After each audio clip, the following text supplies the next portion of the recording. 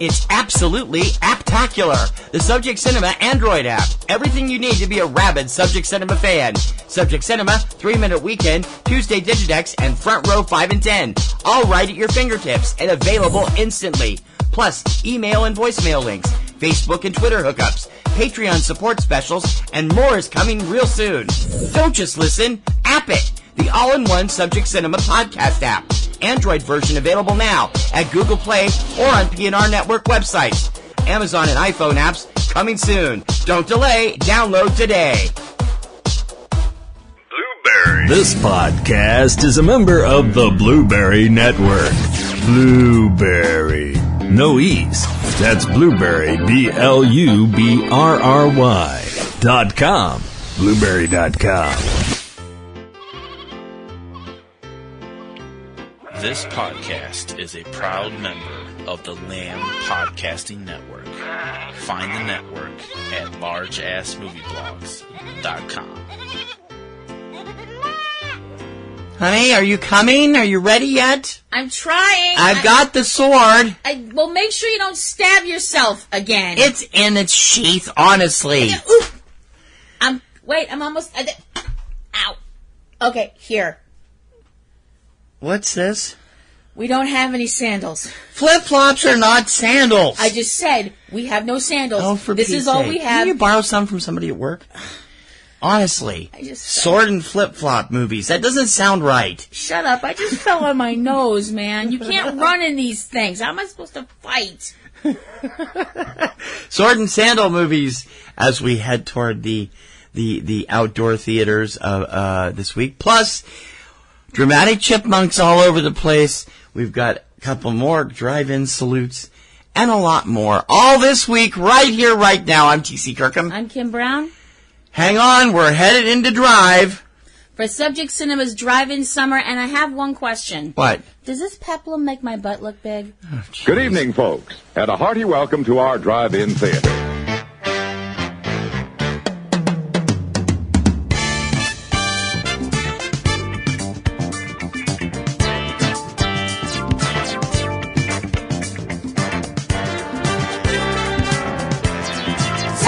Cinema.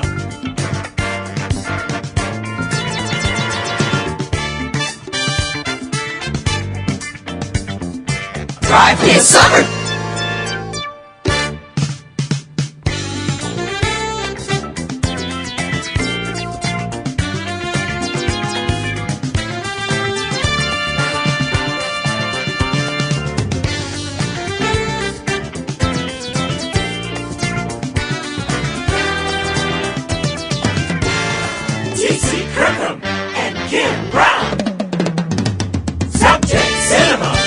Summer. Okay, I think we got the good viewing slot here. Yes, I think we're good enough. Close to the snack bar, good speakers, good radio, everything ready to go with the sword and sandals of the 60s. Yeah. On Subject Cinema's Drive-In Summer, I'm T.C. Kirkham. I am Kim Brown. Subject Cinema number 579, August 27th, 2017, day and date. I can't believe we're almost to the end of the summer. I know. We only have one more drive-in summer show left. I'm like, oh my God, really? Wow. This summer did go by fast. It did. This show has made it fun because we've done so many different stuff, and we'll talk more about that later in the show. How was your week? It wasn't that bad. I mean, all things considered, we're doing much better than people in Texas. I know. As we're day and date, we both have relatives in Corpus Christi, so it's like not really fun. And Harvey. Why is it all the bad hurricanes have really goofy, wimpy names? Because if Bob, Harvey, Agnes, Wilma. I mean, why don't you have like a Hurricane J-Lo or something? If we ever get to Hurricane Galactus, we're all really screwed. We're not making light of the situation. We're Houston especially is getting totally trashed. Yeah, much love to the people of Texas this weekend, braving Hurricane Harvey and stuff. Everybody, and you have a safe. personal stake in it. Well, I have a personal. You have a sort of personal stake in it. I have a personal stake in the fact that Corpus Christi got whammied because my cousin is down there. And that's not what I meant. You know that's not what I meant. I'm concerned about folks in Austin because that is where Jared and Jensen's live with their families, and I'm concerned. And Austin is just one of the greatest film towns in the country, so we don't. But I'm concerned. They got about lots everybody. of rain. I'm totally concerned about everybody, and it's just sitting there. It's going to sit there for the next 4 or 5 they're talking days. till Thursday. That's insane, and it's also something to think about. Everybody down there.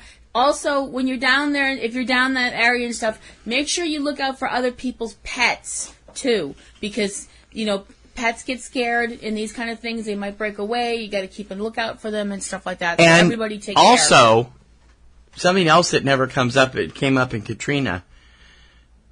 Be careful if you're trying to go through the water, because you could end up running into some dangerous animals. That is true. Water moccasins, rattlesnakes, and a number of other things. Yeah. So be careful. I mean, usually animals book it before there's a natural disaster. They know something's going to go wrong and they just leave. But there's always things staying behind, and you don't want to run into a PO'd creepy crawly that's been displaced. Right. So everybody down in Texas, take care. Yes, please be careful. So we're heading over to Italy. Yes. For the most part. Yay. And I love me Italian food. Unfortunately, we're not going to actually get to see anything cool. Damn it. Because we're going back in time to the Peplum film, which I didn't know that's what they were originally called. Yes, and for those of you who are going, what the hell is a peplum? We found this out today. This is the Today You Learn Something segment of the show. The peplum film, which is also known more commonly as the sword and sandal film, is the genre of films that you usually think of when you think of the term gladiator movies. The peplum was actually an article of clothing that was worn during that time period. Right. So some smart person went, okay, we're going to call it that. And everybody else went, no, that sounds like some kind of an aspirin. So we're going to call it this instead. The sword and sandal movie coming up on MICROFOCUS.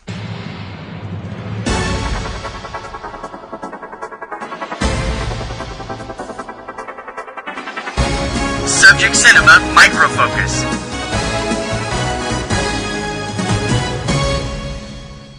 Hopefully I won't forget to put the jingle on this week's. I forgot the jingle last week. Sword and sandal movies. Yes. These were popular in the drive-ins from 1950s into the 1960s until they got pushed out by Euro spies and spaghetti westerns. Yeah, pretty much. Now these should not And be... they're most of them pretty damn bad. These should not be confused with sword and sorcery movies.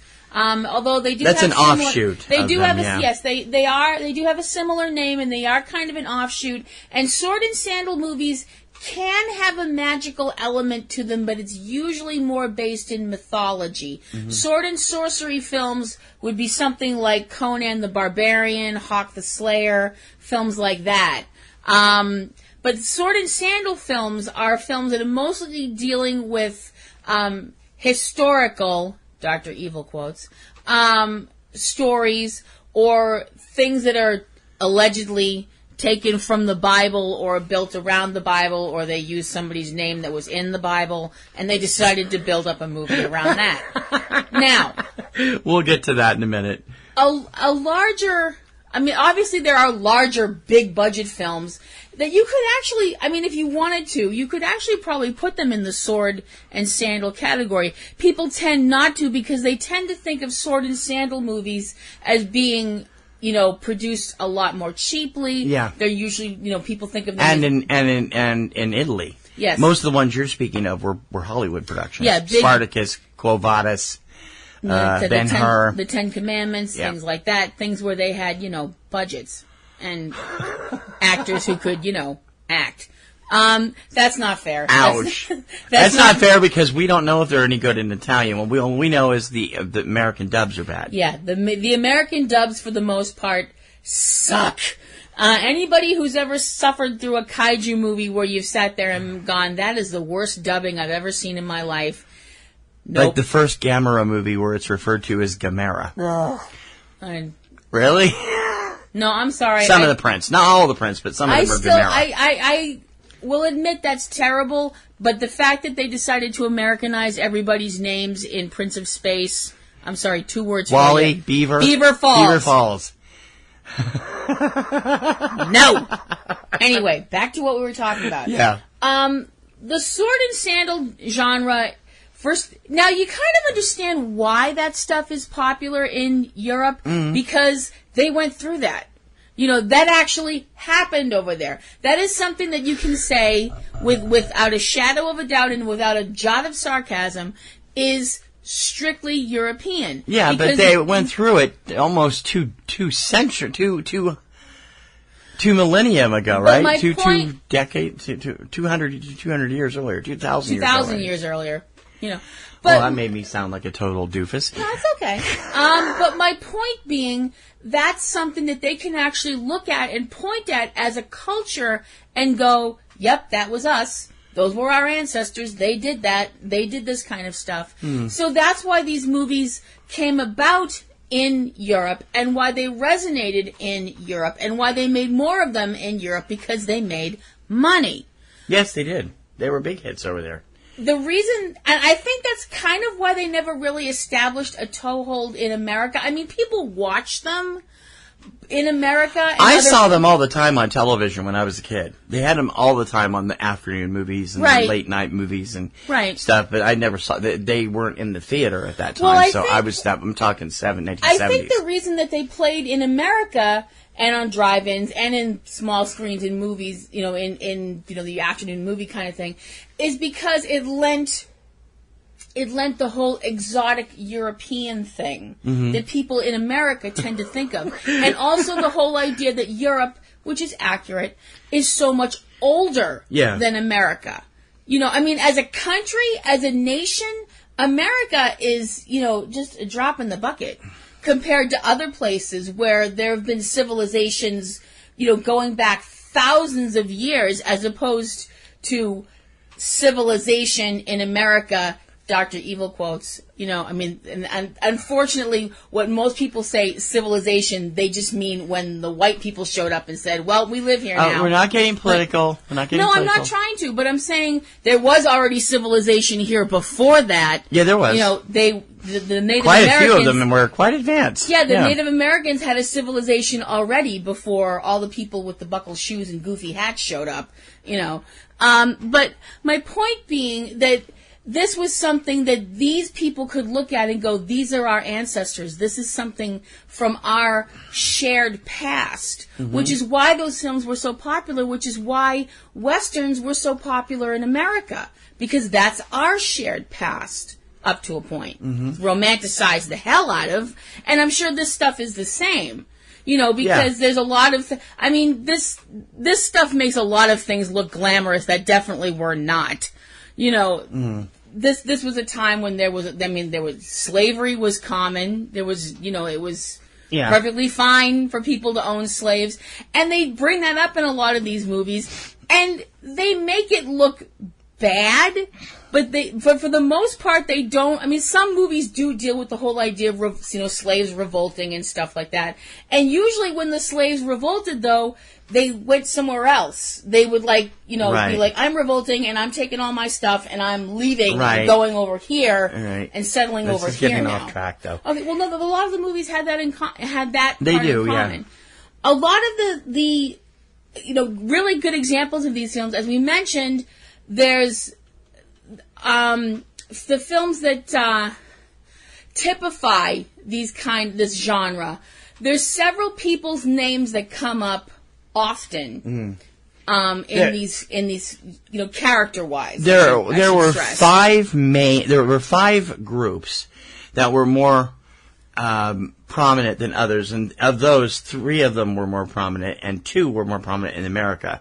America knows the Hercules movies and the Goliath movies. There was to a lesser extent, I would. Yeah, to a lesser extent, especially TV stuff. The Goliath stuff was on TV all the time.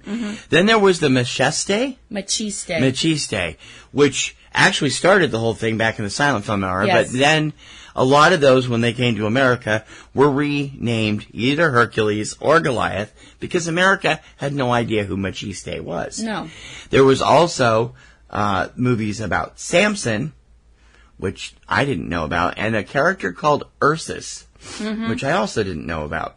And a lot of those were changed over to be... Usually the Hercules. Yeah. You know. So... Because they knew people in America knew the name Hercules, and they knew when people mentioned the name Hercules in America, what that conjured up for most people, the image of this guy that is, very muscular and very strong and very good, very, helps the innocent and defends the weak and blah, blah, blah, Over the years, just between 1957 and 1965, which is when Italy made most of their Hercules movies, Hercules was played by half a dozen at least, different guys. Steve Reeves had the big hit with the first two movies. Yes. And then he decided not to come back, and it kept recasting.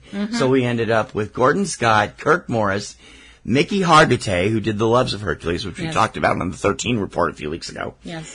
Mark Forrest, who would actually become more known as Goliath here. Alan Steele, Dan Vadas, Brad Harris, Reg Park, Rock Stevens, who is Peter Lupus from Mission Impossible, and Mike Lane. And then later on, you would get Kevin Sorbo and those people. Well, yeah, but even way later. That was a TV series. But even before that, in the 80s, you had Lou Ferrigno, right. Who did, I believe, 2. And now you've had movies? more recently, you've had Kellen Lutz and Dwayne The Rock Johnson. Yeah, on the big screen. And neither of those did particularly They both bombed, although Hercules with Dwayne Johnson was way more successful. Yeah. And way better, from what I heard. And way than the one hotter. with Kellen Lutz, which just got roasted by the critics. I'm sorry, Dwayne looked way hotter in that movie than Kellen looked in his. Sorry. Let's go back to the 1950s. We've seen so many of these over the years. Yes. They've been on Mystery Science Theater 3000, both versions. They've been with Riff Tracks. They've done them everywhere. And like and we've seen them in the late night, and it's somewhat disconcerting. I remember when I was a kid and a teenager in Ohio, Channel 10's afternoon movie with Flippo the Clown, who was the host, used to run these. Flippo the Clown. He was a staple of Central Ohio TV in the 60s. Okay. And 70s. And no judging here. He was kind of like scary, Krusty. Oh, okay. He was Krusty. Not quite that bad, but he was supposed to be like a goofy, not hey kids. He was more of a acerbic. The Count from Greg the Bunny. Count that Blah. Kind of humor. Count Blah. Yeah. That kind of humor. So it was like, okay. And they would show these all the time. I mean, they showed all kinds of old movies on those, but these would pop up at least once every 2 weeks. And I'd sit there and I'd look at them and I'd like, this is terrible. Even back then, I knew this was terrible. Oddly enough. Why are their lifts moving funny? I was used to that. They were badly dubbed. I was used to that from the kaiju movies from when I was like 5 on. Oddly enough, we never really had that big of a market for that up here. We had Creature Double Feature, which I know I've mentioned a badillion times on here, from Channel 56 on and a Saturdays. 2-time revival a few years ago with Ernie Bach. Thank you, Ernie Bach. We had Kung Fu Theater for a while. And of course, there was also Commander USA's Groovy Movies on USA, and Elvira's movie Macabre. Man, do I miss that show! But they never really went in for the gladiator films for the most part, or the sword and sandal movies. Machiste, as Tise mentioned, is one of the longest running characters. Yeah. That they just, from what I can kind of tell, they just kind of made up. This wasn't a character that came out of... Machiste was based on an Italian folk hero. Oh, okay. All right. Yeah, unlike... So he was the more modern version of an ancient folk hero like Hercules. And they started way back in the silent eras with the Machiste character and just kept going with them. And I mean, they're what they are, which I like. The problem is that yes, when you see these movies in other countries, the dubbing tends to be terrible. And sometimes it's not the dubbing that's the problem with the movie. It's the fact that occasionally you get a movie where the special effects are just simply not very special. No. Case in point, I can think of one, and that would be The Loves of Hercules, which we mentioned. The actual title of which, when it came out, was Hercules versus the Hydra. Yes. Which is hysterical. Which is because inaccurate. it was a high. It wasn't a Hydra. It was a Hydra. It wasn't a Hydra. It was a high. Yeah. Because there was only 3 heads. There's only 3 heads. That's only a third of a Hydra, so that doesn't count. When it aired on Mystery Science Theater 3000's new season, it was called The Loves of Hercules. Yes.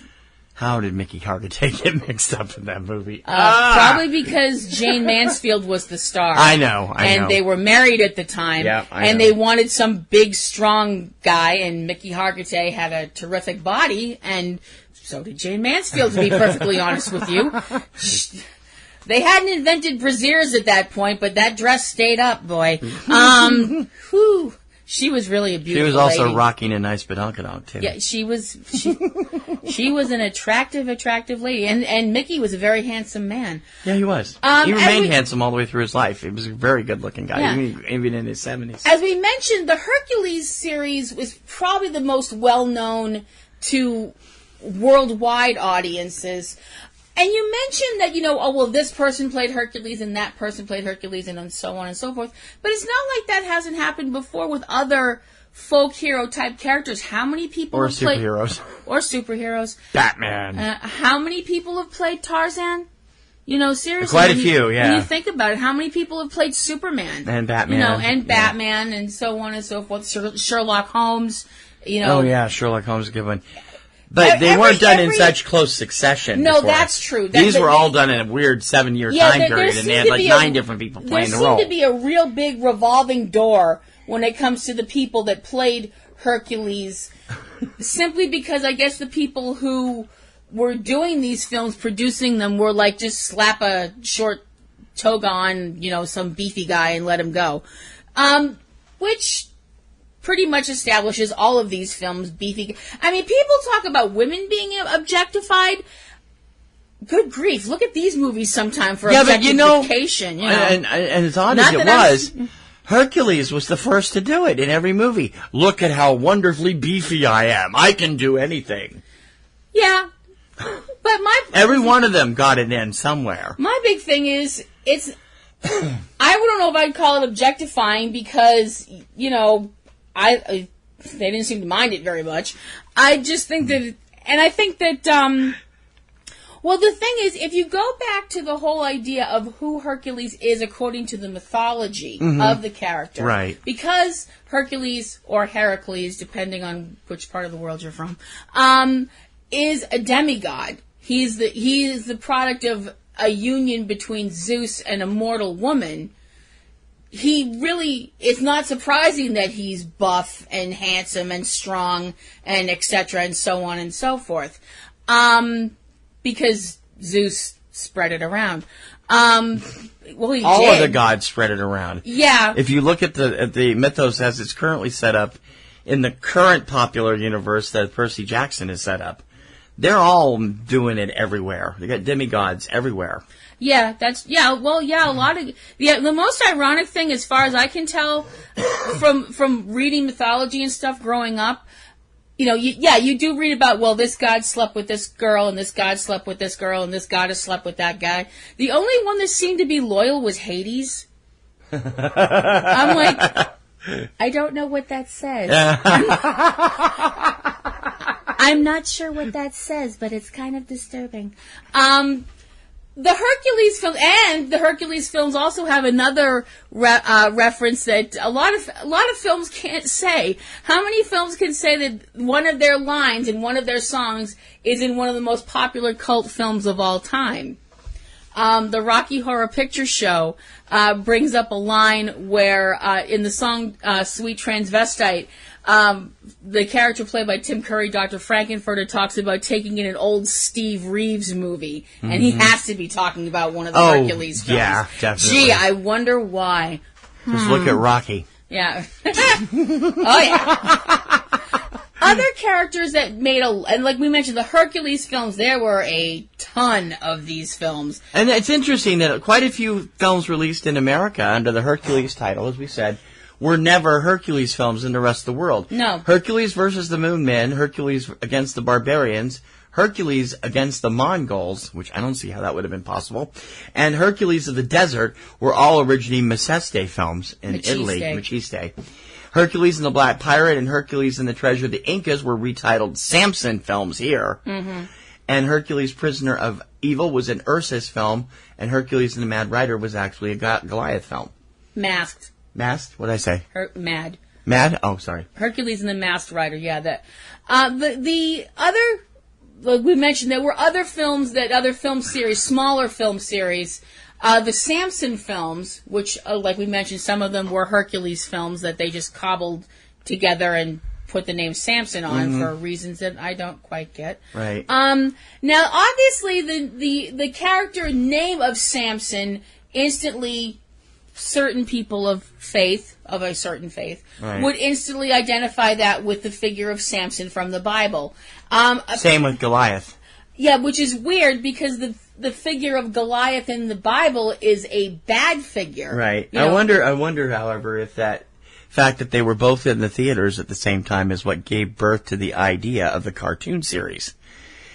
Which one? There was a cartoon series in the 60s called Samson and Goliath.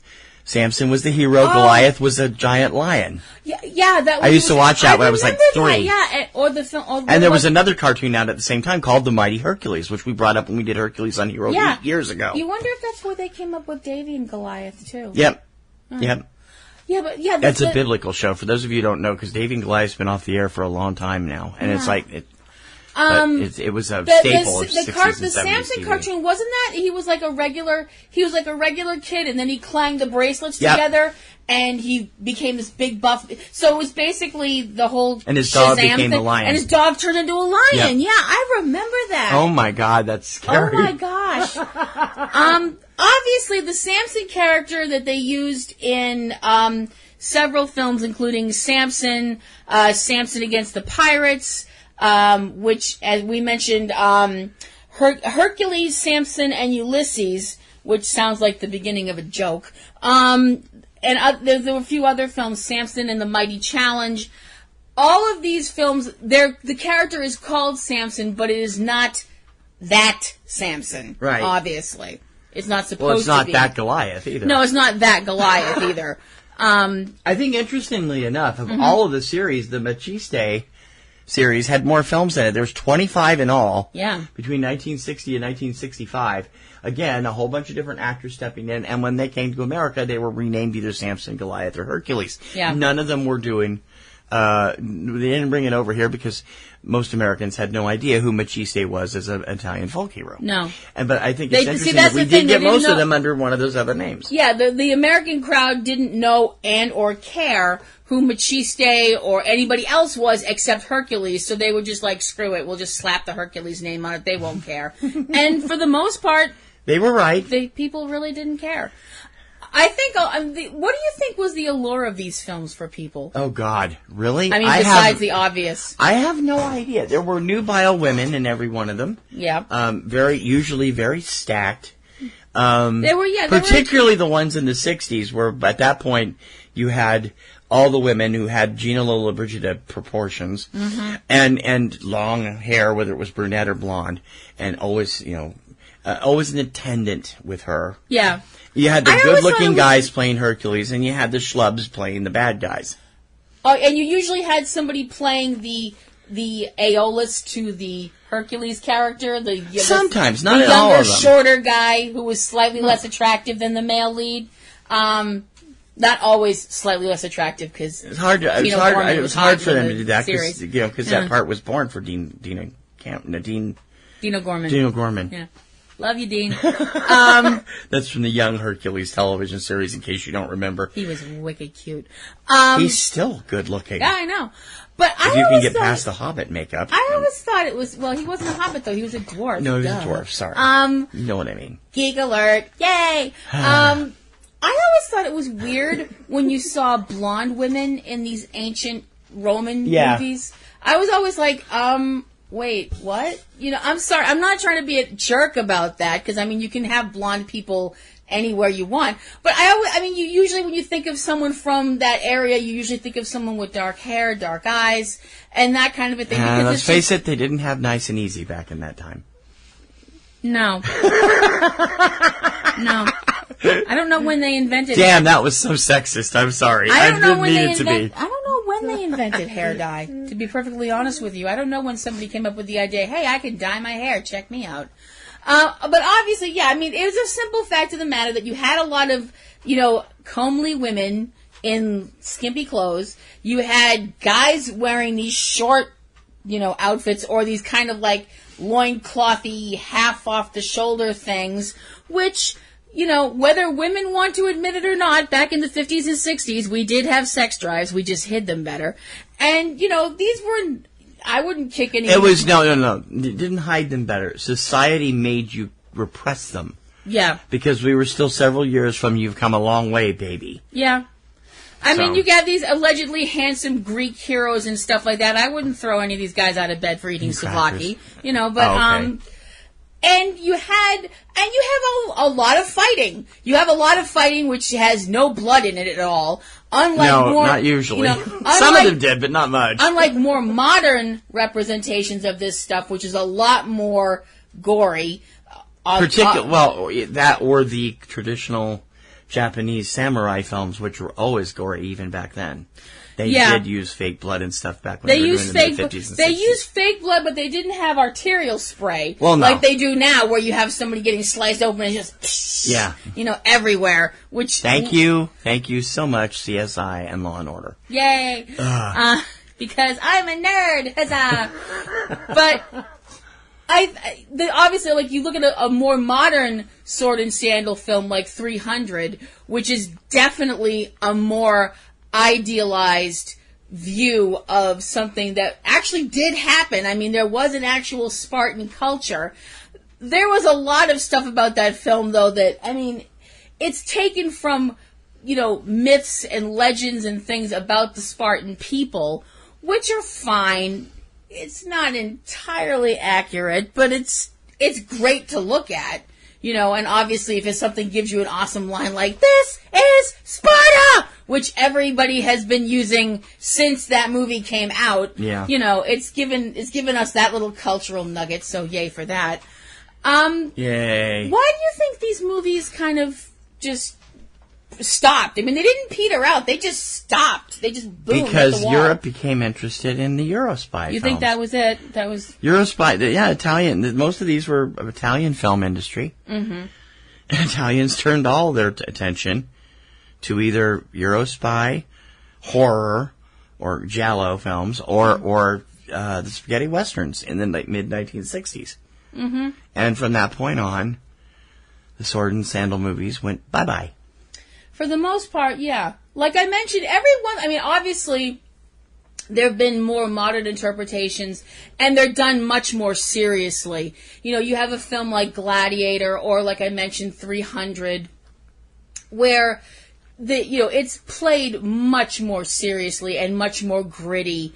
And, when people die, it's not just, oh, they're dead, step over their body and keep acting. It's tragic, and it's done in a way that you actually feel for the characters. They're not just cannon fodder. It is interesting to note, though, since Gladiator, all of them that could actually be considered sword and sandal, have bombed. Both Hercules movies, Risen could actually fit into that. So could a whole bunch of other films. So could the sequel to 300. Yeah, and none of them did well at all. No, I know. Which I don't know. I don't know what that says, because it's just the taste of the public, I suppose. I don't really. Ben-Hur was a monster colossal bomb when it came out. That is true. So that is true. And the old original film is one of the most classic films of all time. Yeah, and still, if I'm not mistaken, the biggest Oscar winner, tied with Return of the King. Which I find profoundly difficult to watch. I can't. Yeah, because of the horses. The chariot scene, I'm like, I'm out. I can't. No, I just can't deal. If you guys have a favorite sword and sandal movie, we'd love to hear about it. SubjectCinema@popcornandroses.com. We'd love to... SubjectCinema@PNRNetworks.com. Or PNRNetworks.com if you want the actual right way to email us, because I'm an idiot. It's been a year. You should be caught up by now. When we come back, We're going to go look at one of these famous movies that had the Hercules label slapped on it, but wasn't actually a Hercules movie. When we come back with Attack of the B movies, when Subject Cinema's drive-in summer continues. Don't go away. We'll be right back. Subject Cinema! Drive-in summer! Want to know what new films are coming out this weekend? Hi, I'm T.C. Kirkham of Subject Cinema, inviting you to check out 3 Minute Weekend, our weekly roundup of all the new films hitting U.S. theaters each weekend. We've got the 411 on all the new blockbusters, indies, and video-on-demand choices for you each week. 3 Minute Weekend, every Friday morning, from Subject Cinema and eCinema1.com, a PNRNetworks podcast powered by Libsyn. Subscribe on iTunes or your favorite podcast service.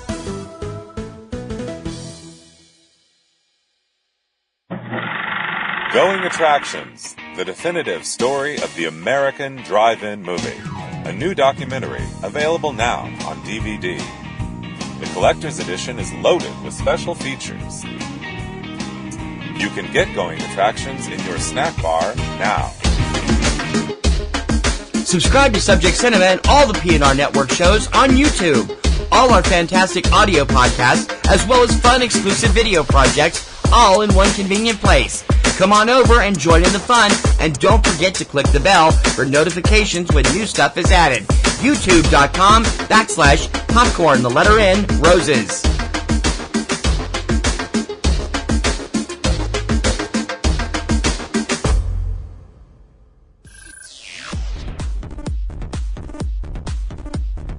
Don't forget to subscribe to Subject Cinema on iTunes. Click on the iTunes link on our sidebar or search for Subject Cinema on iTunes. Once you're there, click subscribe. It's that easy. And don't forget to leave us a comment on our iTunes page and tell everyone what you think of Subject Cinema too.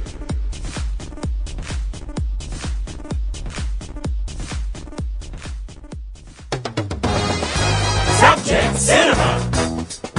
Drive-in summer!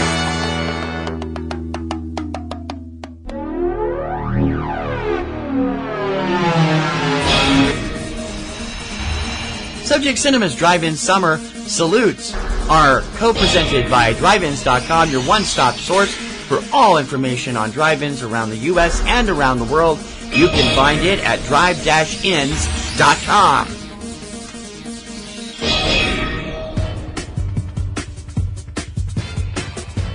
Subject Cinema's Drive-In Summer salutes the Star Drive-In in Montrose, Colorado this week. I found this one and our next one on TripAdvisor. I went looking for top-rated drive-ins, and the Montrose drive-in, the drive-in in Montrose, the Star Drive-In, was number one. That's awesome. For its area.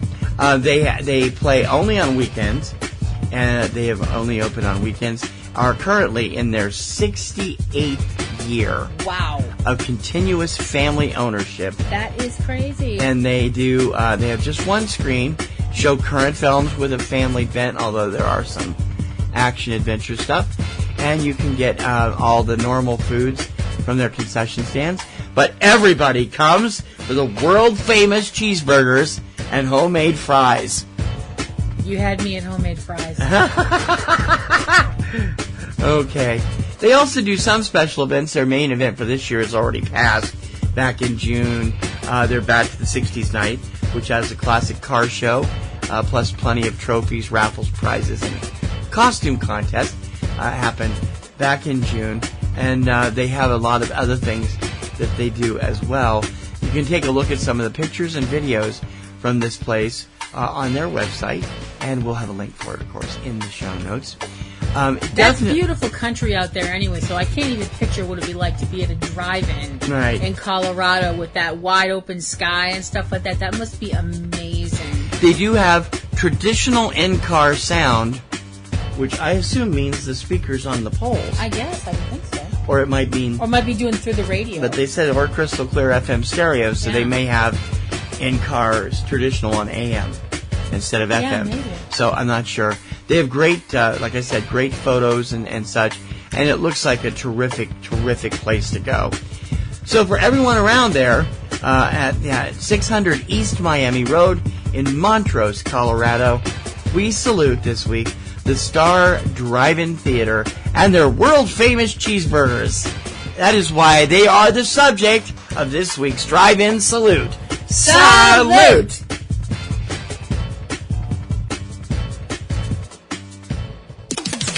Subject Cinema. Drive-In Summer.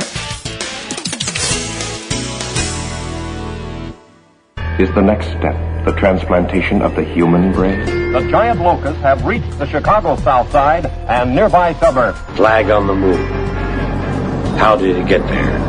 That bird is extraterrestrial. Now that's ridiculous, Eulabelle. Jerry just tried to kill me twice in the last 5 minutes. Because all you of Earth are idiots. There are eyewitness accounts which state that monster scorpions have swarmed around the wreckage. On the B-movies. It's the Moon Men.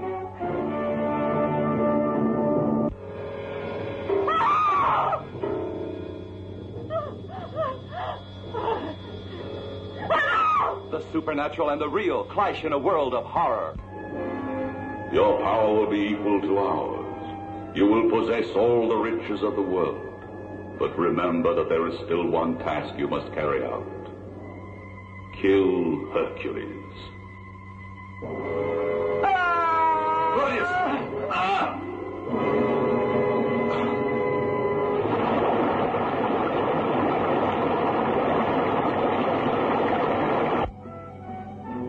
I'm aware of the risk I'm taking. All you'd have to do is reach out a hand and take me by the throat. Oh yes, amongst all of the sword and sandal movies, this one is perhaps one of the worst. It's one of the swordiest and sandaliest. Alan Steele, who's actually an Italian actor, and Jenny Clare, Hercules Against the Moon Men. Yes. Hercules Against the Moon Men from 1964, a.k.a. Hercules versus the Moon Men, a.k.a. Machiste versus the Moon Men. It's actually a Machiste film. Ow. See the first segment if you don't know what we're talking about. This movie has an identity problem from the jump. The story begins in ancient Greece, where a bunch of aliens from the moon... What? Land on Earth. Well, they didn't know any better back then. And amazingly, they're not lizard people. Private joke. Not really. No. Anyway. Sorry. So these creatures from the moon show up and don't even do the whole "we come in peace, take me to your leader" thing. They just show up and start causing problems. They terrorize a city nearby called Samar, kidnapping and murdering and just basically being a bunch of jerks. Hercules shows up and sees all of this going on and goes, "Not on my watch," and decides that he's going to help the people of Samar get rid of these intergalactic a-holes. The problem is that Queen Samara, who is the ruler over Samar, man, they really went out of their way on names with this one, didn't they? I'd hate to think of what they call this place if the name of the country was Frogtown. Anyway, the Queen is working with the Moon Men, who have this deal going with her, in the fact that they are working with her. She is providing them with children from her city that the Moon Men want to sacrifice because they want the spilled blood of children to revive their queen who is dead. Number 1, ew. Number 2, dead children. Thank you, movie. That's great. Number 3, what? Yeah. Well, the whole thing is they've told the queen, the Moon Men have told Queen Samara that they will make her the ruler of the world if she helps them to they're going to conquer the world, but they're going to let her rule it. It's kind of the whole thing with Loki and the Avengers movie kind of stuff. The people of Samar have just about had it with all of this, and they're sick and tired of having their kids ripped off from them. And they're happy that Hercules has showed up because he's going to put a stop to all this nonsense. the thing is, Queen Samara is not exactly bad looking and manages to have Hercules under her spell for a little while, but he breaks free of her evil ways and has to fight monsters and all these creatures that the moon people have summoned to fight him, including the leader of the moon men, a giant with a metal head named Rodolphus. Because why not? With Sergio Chiani going by Alan Steele as Hercules / Machista, Janie Claire, sorry I got it wrong earlier, as Queen Samara, Anna Maria Polani as Agar, Nando Tamburlani as Gladius, Jean-Pierre Onea as Derricks, Delia D'Alberte as Belis or Celine, or both, Goffredo Unger as Mogol, Franco Maurici as Timor, and Attilo Dottiaso as Remar, with Roberto Siassi, Stefano Carletti, Paola Pitt, Giaculo Raffaelli, Anna Maria Dionisi, Salvatore Borges, and Antonio Corrivi. The aforementioned Roberto Cicciari playing Rodolphus. Mm-hmm. I saw this, full disclosure, we're talking about the Mystery Science Theater 3000 running, but I did see this when I was a kid on Flippo years ago. You poor thing. Yes. Very much so. Oh, wow. Sweet Caroline. Oh, man. This movie has a 2-point-something on the IMDb. Let me just take a quick look here. I think it's a 2.6. Yes, 2.6. The original title of the film was Machiste and the Queen of Samar. Yes. So, how you get Hercules and the Moon versus the Moon Men or against the Moon Men, I don't know. Well, the Machiste into Hercules part makes a little bit of sense because they probably figured people in America would neither not know nor care who Machiste was, but Hercules, that's a name they did know. So they just figured, well, we're dubbing it anyway, we'll just put in Machiste, we'll just take out Machiste and everybody calls him Hercules from now on. That's pretty much what they decided. Ta-da! This is a terrible movie. It is a terrible film. I don't care if you saw it dubbed or undubbed. You cannot convince me that the dubbed version of this, the undubbed version of this, would be any better. I'm sorry. You have a movie about people wanting to sacrifice children, for like some kind of pagan ritual to bring back their moon goddess or moon queen or whatever she is. What the hell? That's wholesome family entertainment right there, boy. Sheesh. One of the elements that makes it so bad, and it is used as a plot point on the Mystery Science Theater 3000 version, is something that Dr. Clayton Forrester, played by Trace Beaulieu, introduces called the deep hurting concept. Mm-hmm. There is a over 5-minute long sequence in this film where the characters are just traveling through a very bad sandstorm. Mm-hmm. And traveling. And traveling. Yeah. It's like the driving sequence from the opening of Birdemic. Yeah.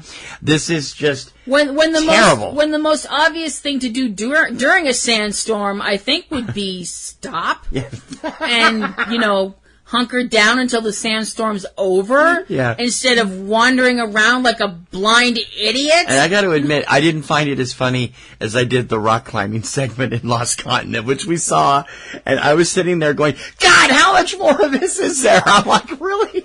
I don't remember having that reaction triggered when we saw this on there.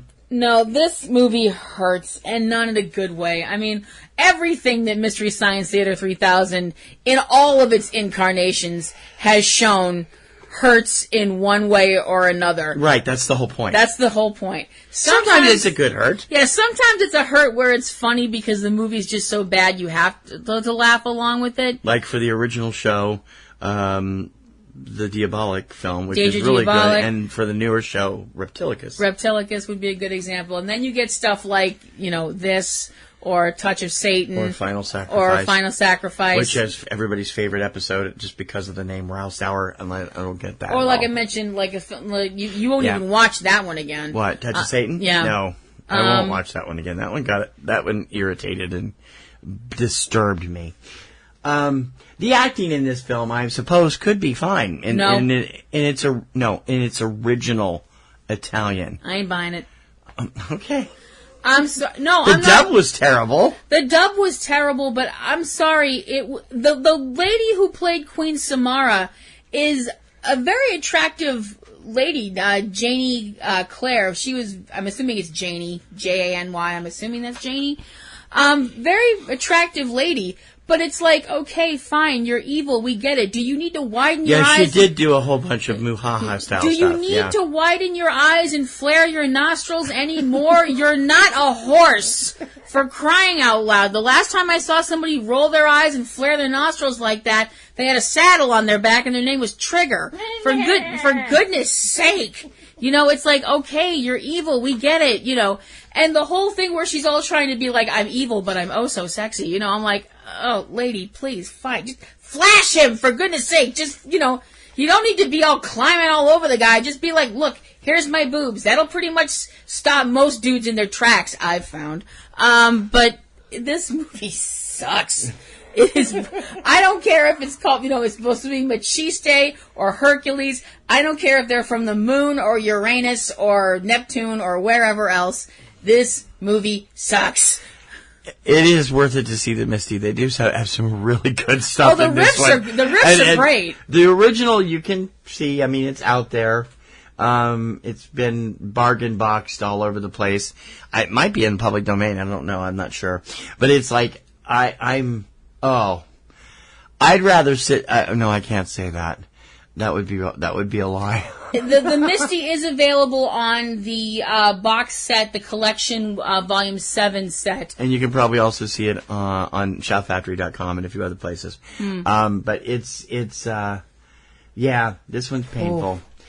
Oh. Hercules against the Moon Men, otherwise known as Machiste against the Moon Men. Mm-hmm. Doesn't matter. Not coming, thank goodness, to a drive-in near you. Unless they are incredibly masochistic. I can see a drive-in running a 24-hour marathon of Sword and Sandals movies. Oh. I hope they leave this one out. The best movies! Subject Cinema! Want to know what top titles from film and TV are hitting home video this week? Hi, I'm T.C. Kirkham of Subject Cinema, inviting you to check out Tuesday Digidex, our weekly roundup of all the new home video releases in the U.S. each week. Whether it's DVD, Blu-ray, or streaming you're looking for, we've got it covered. Tuesday Digidex, every Tuesday morning, from Subject Cinema at ecinema1.com, a PNRNetworks podcast powered by Libsyn.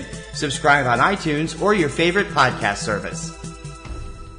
Na na na na na na na na na na na na na Pee-wee. And holy rusted metal, it's Aunt B too. Hi, I'm Aunt B. Join myself and Pee-wee every week as we cover comic books, comic stuff that's happening on TV, comics in the movies. And we'll be doing it all in our tightest tights and our capiest capes in our secret lair. Comic Grotto, where two guys light up the bat signal. www.comicgrotto.com. PNR Network shows depend on our listeners. It's you that makes us who we are. Help us bring you all the best we can. Become a Patreon patron.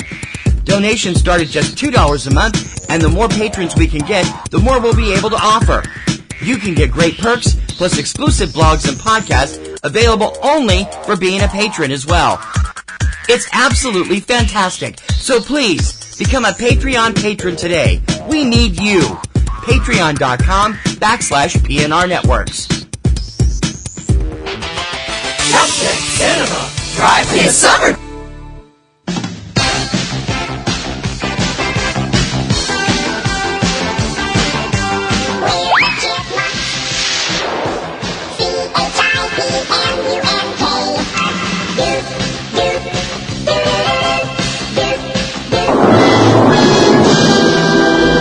The dramatic chipmunk.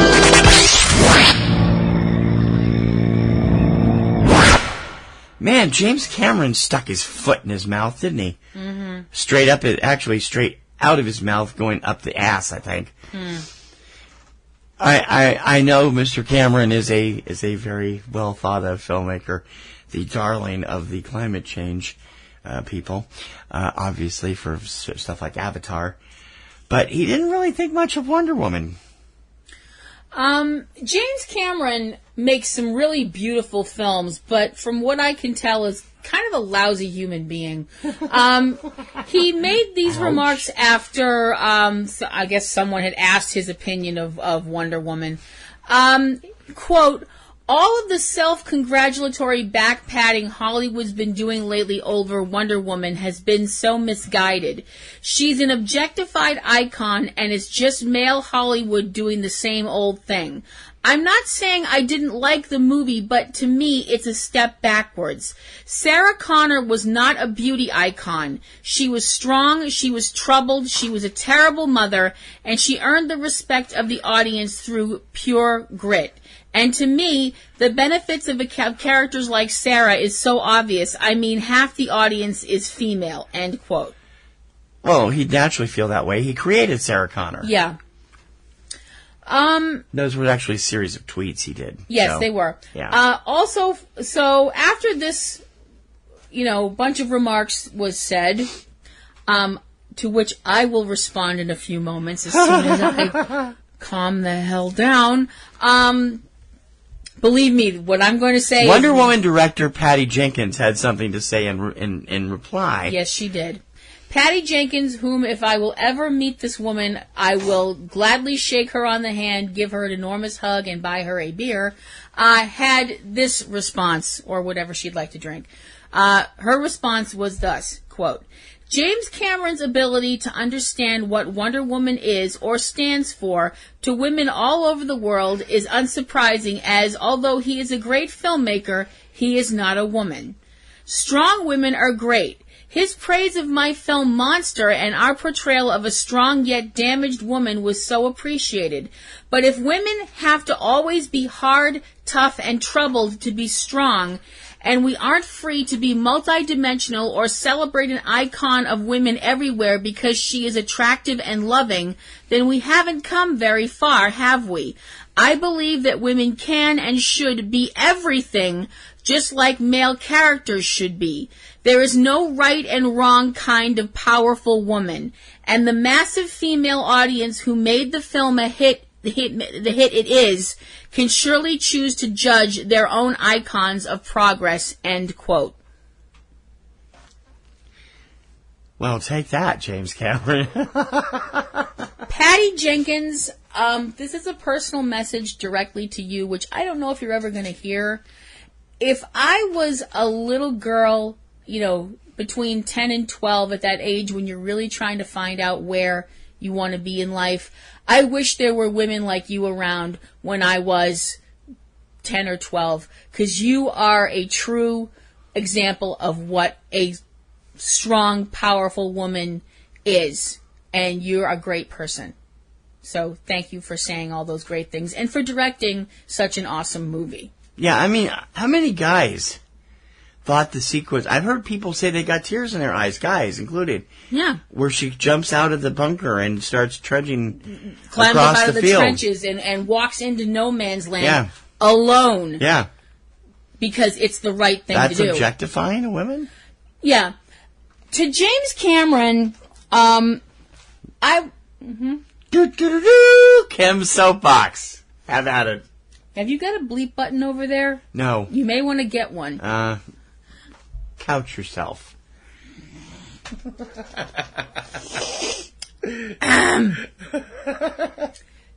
Mr. Cameron, with all due respect, F you. Your whole thing is that, women are still being objectified. Okay. And that scene in Terminator 2 where Sarah's all hot and sweaty in the refinery, wearing the wife-beater shirt and pumping the shotgun with one hand, which is obviously a reference to something else, that scene was totally necessary to do that way, right? Okay. But you be you, sir. That's fine.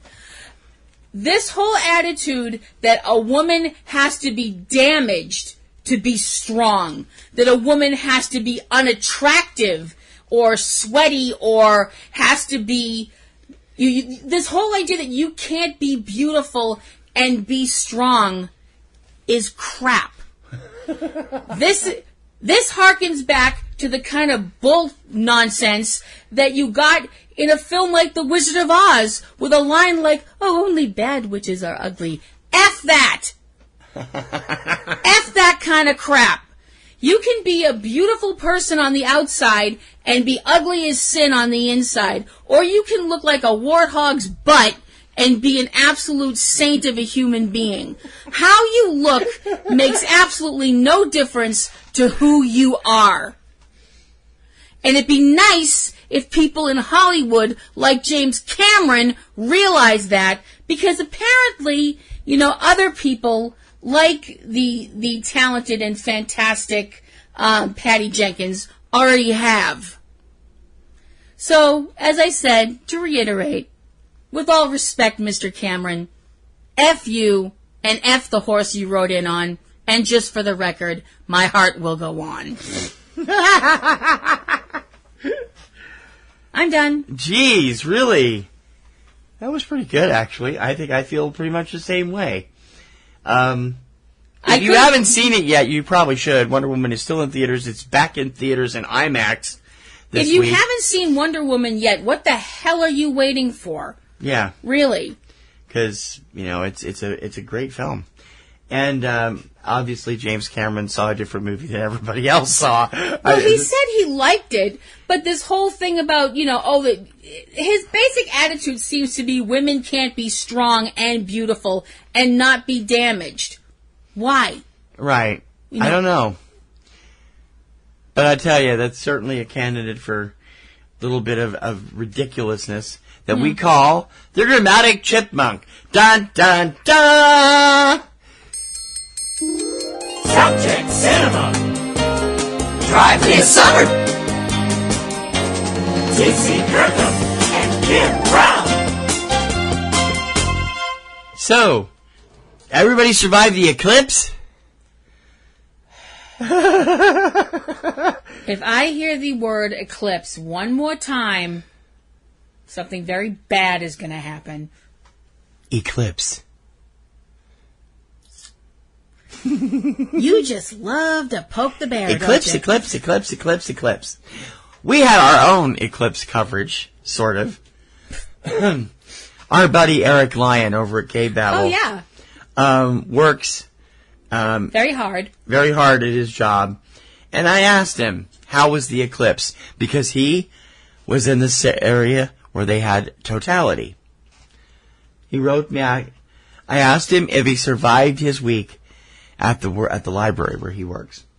And I told him we're going to read it on the air. So here we go. Yes, we did survive and loved every second of totality. It was insanely cool, I have to say. As far as crowds are concerned, it was all kinds of stress and worry for nothing. The child/family portion of the event, which I was responsible for, only had a crowd of 250 combined for the entire 4 hours we held it. The largest crowds in the city were around the Capitol complex, 3 blocks down from the library, and across the river from the Capitol, where they had fields of camping set up. I'm not sure how many thousands we had here total, but the lines for the NASA setup were over 3 hours long. The city did prepare for 50,000. I doubt we saw that. For the record, Eric lives in the area and works in Jefferson City, Missouri, the state capital. Yep. For our library eclipse event, I built several types of eclipse models to interact with, as well as a moon crater creation station, flower everywhere but fun. I'm really scared. And a solar system to scale with an in-town walking tour handout to show exactly how far they would need to go between planets at the model scale. Cool. We also had 2 craft projects, one of which was a pinhole viewer. In comparison, the end of summer reading bash we had held the previous weekend brought in 300 over the course of 90 minutes. For that, I was able to get a local service vehicles as a kind of truck petting zoo for families to see and interact with. We had a fire engine, which was nice enough to run up all 100 feet of ladder and keep it there the entire time. Oh, that's awesome. A SWAT vehicle, a big dump truck, an ambulance, and a street sweeper. far more complicated and advanced than I thought. We had games in the little library park area, games in the library gallery, and a massive prize table of 36 different raffle packages, mostly book sets, and themed lyrics. Bored yet? I had to live the prep for all this for the last 2 months, so I apologize for it still being on my mind. No, Eric, that sounds like a lot of fun. That sounds totally cool. During the eclipse itself, I was out front with all the library workers. The patrons were in the park alongside of the area along the side. During the start of the eclipse, we watched the sun through the trees make hundreds of little crescents on the sidewalk, which was cool. We did the same with our interlaced fingers. I tried one out of the pinhole viewers, which worked great. At the final quarter of light, the world looked like it was in a movie shot through one of those unconvincing darkness filters. You mean like the ones used in The Beast of Yucca Flats? I guess maybe. It was very odd to be in the middle of that. Near totality, I started singing the 2001 theme. I would assume he means humming.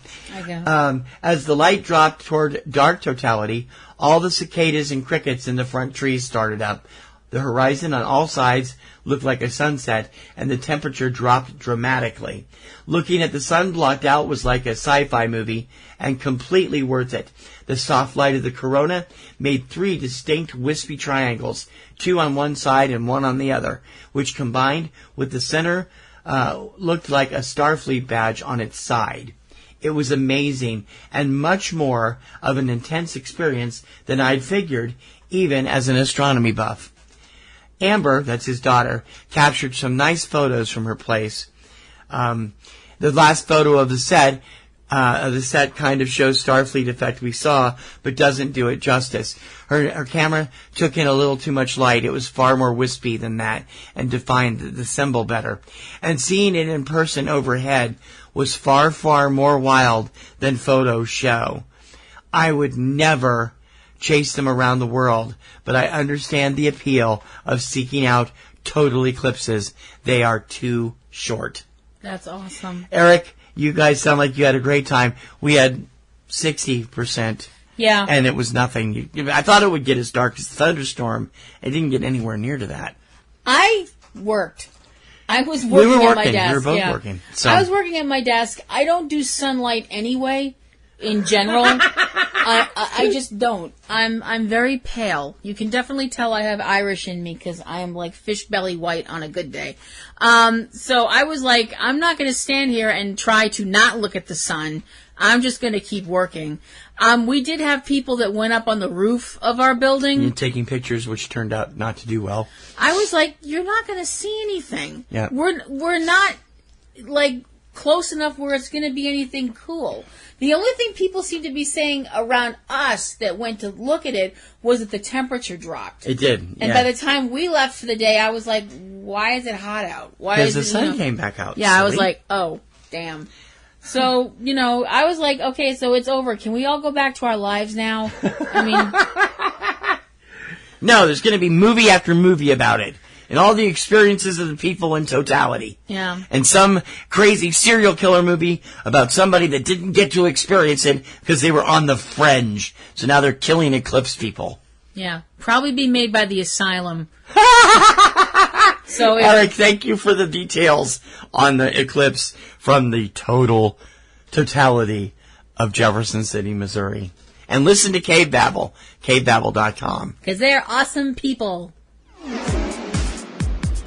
Subject Cinema's Drive-In Summer is co-presented by Going Attractions, the definitive story of the American drive-in, from director April Wright. You can check it out right now on Amazon Prime or order the DVD at goingattractions.com.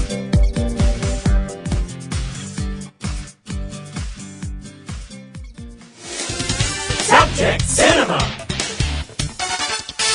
Drive-In Summer.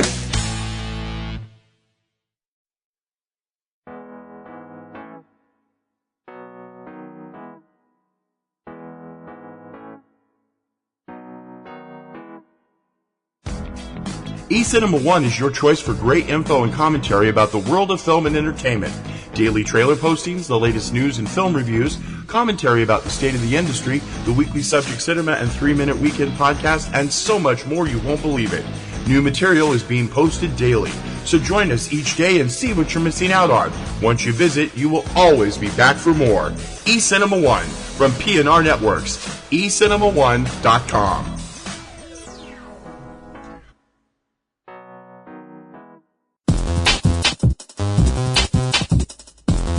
Keep connected to Subject Cinema and all the great PNR Network shows and sites. Hook up with us on Facebook. Facebook.com/Popcorn and Roses. That's popcorn, the letter N, roses.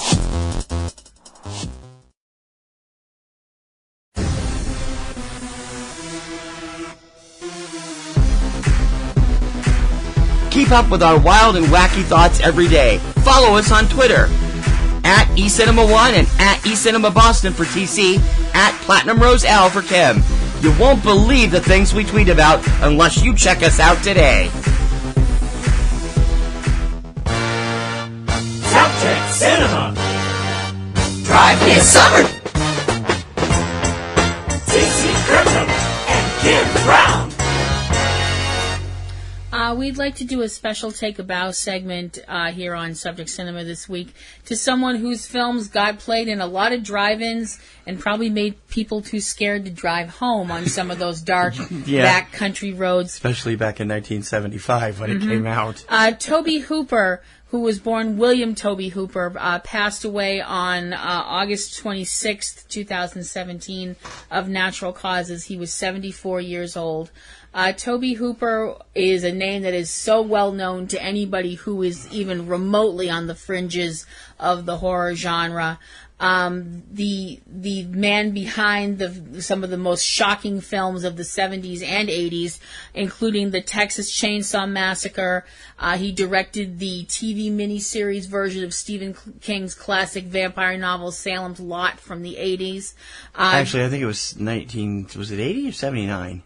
It was back in the late 79. 79. I do apologize. It was David Soul, Lance Kerwin, and James Mason. Yeah, not the remake with Rob Lowe from TNT. He directed Poltergeist in 1982.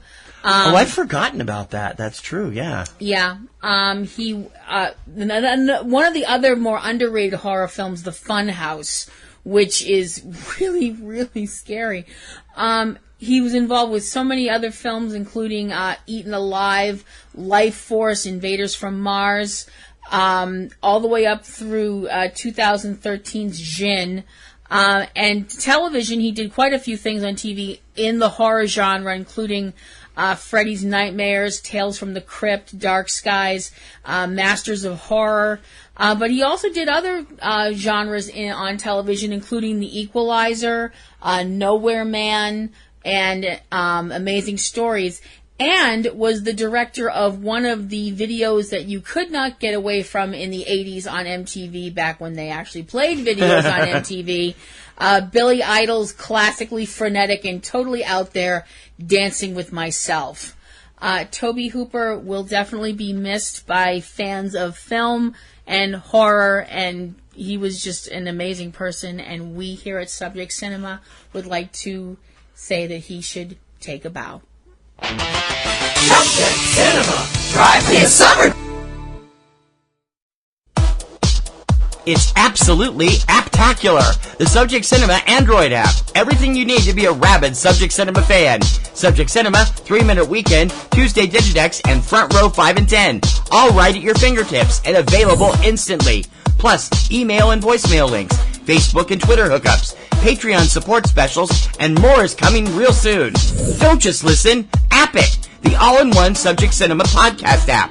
Android version available now at Google Play or on PNR Network websites. Amazon and iPhone apps coming soon. Don't delay. Download today.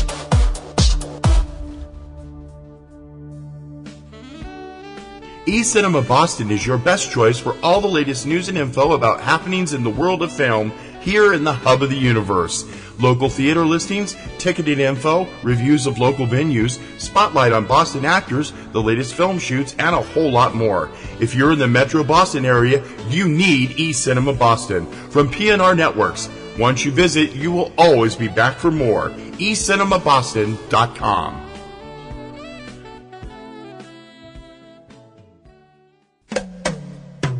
Subject Cinema. Drive-in summer. T.C. Kirkham and Kim Brown.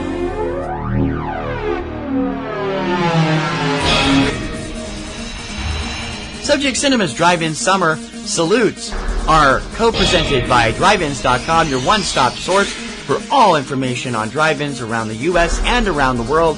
You can find it at drive-ins.com.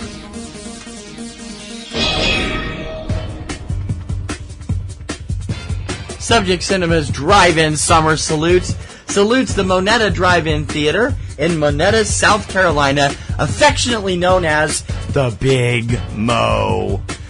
They have three screens, and are open on the weekends only, Friday, Saturday, and Sunday, with the occasional Thursday sneak preview also available. I looked at this place, again, a #1 spot on TripAdvisor, and I'm like, this place would be so cool.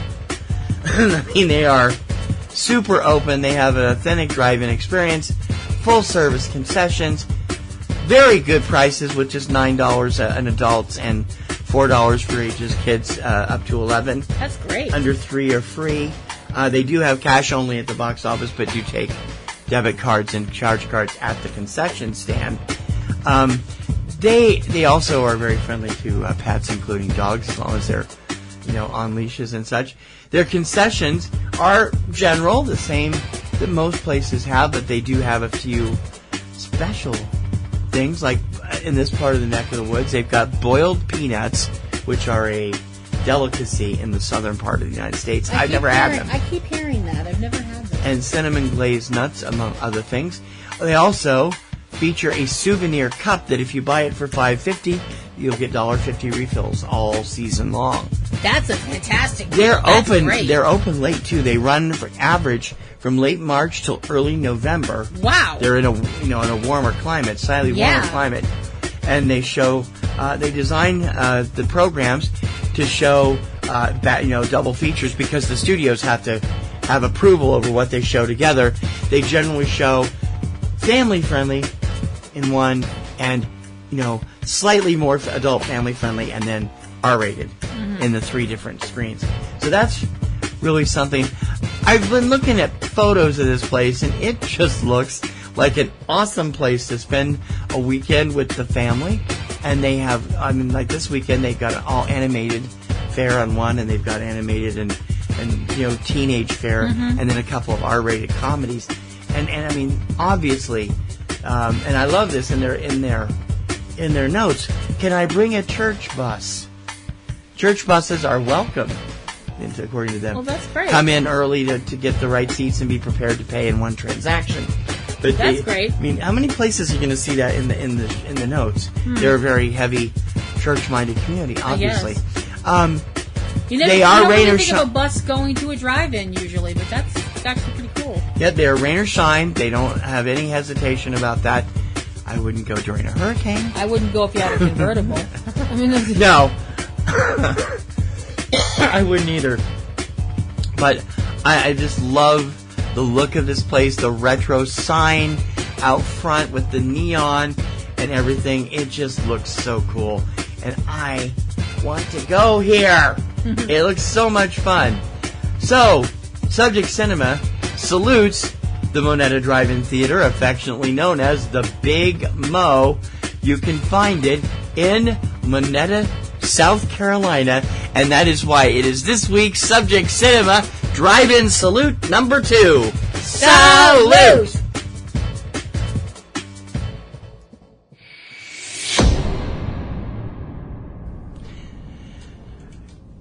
Next weekend, day and date, Labor Day weekend, you are going to be in for a massive treat. Subject Cinema's triple feature weekend. We have not done one of these in about 6 years. No. And it is going to be huge. We're going to go a little bit about it day and date so you know what's coming up. On Saturday, September 2nd, we will be bringing you our annual fall movie preview. It's going to be a combined show with Front Row 5 and 10 as we're going to count up the 10 movies we're both looking most forward to. Plus, bring you the poop on. Get this, nearly 130 films coming out between September 1st and the end of the year. Spectacular show. Next Sunday, day and date, September 3rd, our final drive-in summer show for 2017. Our focus will be movies featuring drive-ins. And it's going to be a lot of fun. We hope those who have listened and become new listeners over the summer with our drive-in summer will stick with us as we go back into our regular format, and you will have a lot of fun. We really want you to be there for us. Finally, on Labor Day, September 4th, the 12th annual eCinema 1 Subject Cinema Rising Stars Honors. It is moving permanently to Labor Day this year. And it is going to be an extravaganza because we will be naming the 2012 class, including 10 young actors and 10 young actresses that we think are going to be huge as the years pass on. We have about an 85% track record. Yeah. And I mean, some of the names that were nobodies when they first appeared on the list include Robert Pattinson, Kristen Stewart, Michael Angarano, the late Anton Yelchin, Michael Welsh, and so many others. And all of them. These were people that we've seen in smaller films or smaller TV roles, and we've been like... And internet roles. And internet. And we definitely think they're people that you need to keep an eye on because they're going to find that one role, that one movie, that one series that's going to put their name on everybody's lips, and we want you to know about them first. And that's coming up on Monday, Labor Day, September 4th.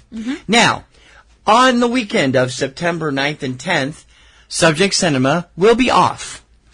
We will be taking a week off after our big, long 3-day celebration. But we'll return with our regular format on September 17th with... we're going to do a couple of shows in September that will catch up on what we've missed this summer. We haven't done a lot of movie reviews this summer. We haven't done a lot of stuff. We've been focusing on the drive-in stuff. So we'll be doing a lot of catch-up, and we hope that you'll be there for those as well. But for now, spread the word. Subject Cinema's triple feature weekend, Saturday, September 2nd through Monday, September 4th. Don't miss it. Be there. Facebook it. Tweet it. Tell everybody. And definitely have fun with us.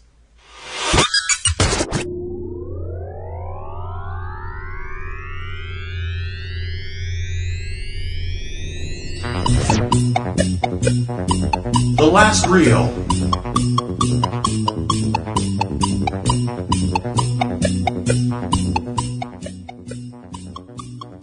Did you hear the news? What? Fiona's getting her own show. Yay!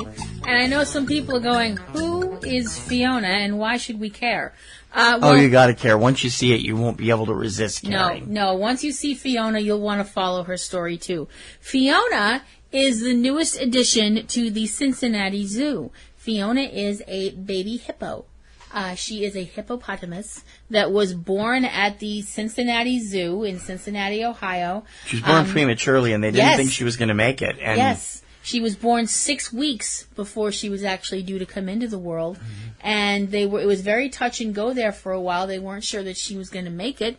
But she proved everybody wrong, and through just sheer determination, is still with us and doing great, and now is going to have her own show at the Cincinnati Zoo. The Fiona Show. Well, actually, it's not at the zoo; it's on Facebook. It's on Facebook. Yes, and it's going to be. They're going to have the Cincinnati Zoo and Botanical Gardens show is a documentary show that's going to be on Facebook's Watch platform. So does that mean people can watch her all the time? I don't really know how that works. No, this is an episodic series. They're going to start with her birth and then follow her through her progression. She's now 7 months old and adorable. This is a quote from Amy LaBarbera. I hope I said that even close to right. Who is the marketing coordinator and of the zoo and co-producer of the Fiona Show. Quote, "We are excited to work with Facebook as they launch Watch. We've been posting daily Fiona updates on Facebook since she was born 7 months ago. The episodic show format has given us an opportunity to dig deeper into the story of her premature birth and fight to survive, end quote. In other words, it's going to be a heart tugger. Yep. So you can watch the Fiona show on Facebook. You can also tweet stuff about the Fiona at hashtag, I think it's hashtag Team Fiona. I think I saw something about that on Twitter. Mm-hmm. And I have to say that I am a sucker for baby animals of all shapes and sizes. She's adorable. And I admit it. And Fiona is just a squee-tastic ball of squee. She is just so cute and adorable, and I want to take her home because she's just awesome. And we don't have room for a hippo. I know we don't have room for a hippo. I know. But she's just so damn cute. And if you want to check out her story, you can go over to CincinnatiZoo.org and look up their blogs, and you can find stuff about Fiona there, and hopefully go check her out over on the Watch platform. And there'll be links to both of them in the show notes. Yeah. And that's the last reel for this week. Yay, Fiona! Subject Cinema, Drive-In Summer. Before we head on out of here, you had something you wanted to say to Shat. Yes, I did. Actually, just real quick. William Shatner, who I follow on Twitter, and everyone should follow on Twitter because he's just, come on, it's William Shatner. He had made a comment earlier in the week about an equestrian statue, was a statue of a person on a horse. And I really wasn't trying to be a wise ass about this. I had tweeted to him, not basically saying not to pick a nit, but is it, if it's an equestrian statue, wouldn't that mean it was just the horse and not a horse and a rider? He could have ignored that, or he could have tweeted me something very sarcastic back or something like that, but he didn't. He tweeted back to me that an equestrian statue is a statue of a horse and a rider. A statue of just a horse is a horse statue. Now, I didn't know that. I just heard the word equestrian being referred to as just a horse by itself. But I've since found out that that's not right. So I was like, wow. He didn't have to tweet me back. He didn't have to be so nice about it if he didn't want to be. And I was, really appreciative of him being so nice to tweet me back and to be so nice to me. So I just wanted to say thank you again to Mr. Shatner. You're a stand-up guy. I think it's cool, too. I thought that was neat. We're getting ready to get on out of here, but before we do, we want to remind you we've got other shows out there. Subject Cinema's Drive-In Summer is about to wrap up its summer with our big triple feature weekend next weekend. So please, Saturday, Sunday, Monday, be here for all of our shows. Don't forget to check out our weekly mini-series. Tuesday Digidex on Tuesday gives you the latest home video releases. 3 Minute Weekend on Friday gives you the latest theatrical releases. And it's always fun to do. And they don't really last 3 minutes. They're usually about 7. But it's because so many things come out that you don't hear of. We will tell you about it so you don't miss it. We also have K-Babble with Eric and Valerie Lyon. Great stuff over there. Their next upcoming show will be about Shin Godzilla. Presently, they have the Krull show up. Mm-hmm. Anthony, Aunt B and Pee-wee over at Comic Grotto do not have a show this weekend, day and date, but are posting a ton of pictures that they took at the Boston Comic Con, which they had a show up about last week. And there's just tons and tons of pictures. We Front Row 5 and 10, our other show, will be back in sometime in September or early October with all new lists, as will Platinum Rose's Garden with all new Supernatural season starting. Mm-hmm. And we have a few other things up our sleeve. Yes. And we hope that you'll keep watching. Don't forget to download the Subject Cinema Android app. If you're an Android user, it's the easiest way to listen to our shows. Subject Cinema, Front Row 5 and 10, 3 Minute Weekend, and Tuesday Digidex are all available from the app right by punching a button. You're also connected to us via Twitter, Facebook, Patreon, and everything else. Download it now at the Google Play store or on our websites. You can find links in the show notes. And do listen to it and do spread the word about it. And don't forget to follow us on Twitter. I'm E-Cinema 1 and E-Cinema Boston. Kim is Platinum Roselle. You never know what's going to come out of our faces on Twitter. Nope. She especially is quite prolific over there. And it's a lot of fun following us. Next week, drive-ins at the drive-in. How meta. As our final drive-in summer show, plus our film preview on Saturday and our Rising Stars on Monday. Mm-hmm. Going to be a great, fun week. Busy. Anything else? No, I think that ought to do it. Then let's rev up and head home.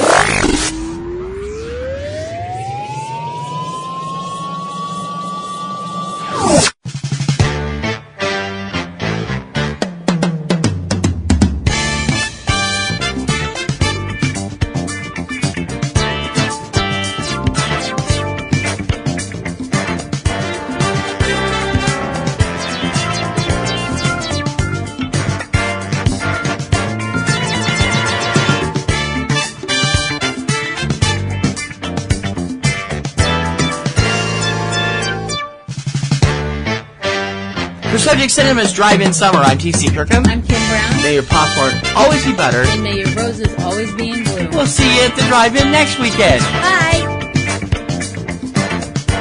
You have been listening to Subject Cinema with hosts T.C. Kirkham and Kim Brown. Subject Cinema is produced by PNRNetworks, Boston, Massachusetts, which is solely responsible for its content. Subject Cinema is recorded and produced using Sony Vegas products. Subject Cinema is copyright 2017 by PNRNetworks under a Creative Commons license. Check out a new episode of Subject Cinema every weekend. Until next time, this is Bob Taylor for Subject Cinema, and we'll see you at the movies.